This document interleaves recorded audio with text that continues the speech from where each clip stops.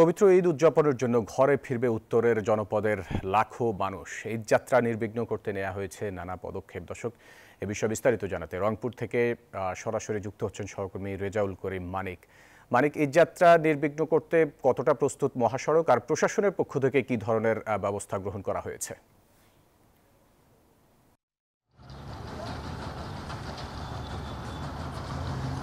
এর আগের বুলেটিন আমি বলেছিলাম যে আমি রয়েছি গাইবান্ধার গোবিন্দগঞ্জ এবং পলাশবাড়িতে। এখন রয়েছি গোবিন্দগঞ্জে। আপনারা জানেন যে সাসেক 2 যেটি প্রকল্প রয়েছে, ঢাকা রংপুর যে মহাসড়ক রয়েছে, আমি গাইবান্ধার পলাশবাড়ি এবং গোবিন্দগঞ্জের যে 28 কিলোমিটার সড়কের এখন তেমন যে 2টি ফ্লাইওভার হওয়ার কথা সেটি কিন্তু হয়নি।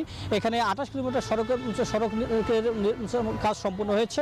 এছাড়া এই গোবিন্দগঞ্জ থেকে পলাশবাড়ি পর্যন্ত এই সড়কের 3টি সেতু এবং 37টি কালভার্ট ও 7টি আন্ডার বাইপাস হয়েছে, কিন্তু এই ফ্লাইওভার না হওয়ার কারণে চরম ভোগান্তিতে ঈদযাত্রার মানুষদের পোহাতে হবে। একটু আপনার সাথে সংক্ষিপ্ত আকারে বলতে চাই যে এটি কতদিন থেকে খনন করে রাখছে, কাজ হচ্ছে না, একটু বলবেন আমাদেরকে। এই ঈদে জামা জুতো অ্যাক্সেসরিজের ডিসকাউন্ট।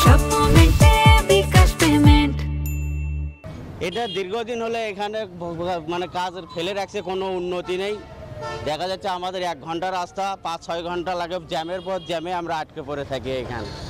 ধন্যবাদ। আমরা কথা বলছিলাম একজনের সাথে, কারণ দীর্ঘদিন আগে এটি খুলে রাখা হয়েছে, কিন্তু এটি যে ফ্লাইওভার নির্মাণের কিন্তু কোনো পদক্ষেপ নেই। আমরা কথা বলছিলাম এই প্রকল্পের পিডির সাথে, তিনি আশিক কাদের, তিনি আমাদেরকে বলেছেন যে ঈদের পর কাজ শুরু হতে পারে, এটি কিন্তু আমাদেরকে জানিয়েছেন। কিন্তু ঈদের যে ভোগান্তি, এটি কিন্তু আসলে গোবিন্দগঞ্জ এবং পলাশবাড়ি এখানে এসে কিন্তু উত্তরের যে রংপুরের 8টি জেলার মানুষের চরম ভোগান্তি পোহাতে হবে।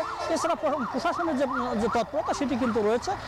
এটি কিন্তু শুধু তৎপরতা থাকলেই হবে না, কিন্তু সড়কের যে দীর্ঘ যানজট, এটি কিন্তু ঈদযাত্রায় চরম ভোগান্তি পোহাতে হবে। এই ছিল আমার কাছে গোবিন্দগঞ্জ থেকে সর্বশেষ ফয়সাল। মানিক, আপনাকে ধন্যবাদ আমাদের সাথে যুক্ত হওয়ার জন্য।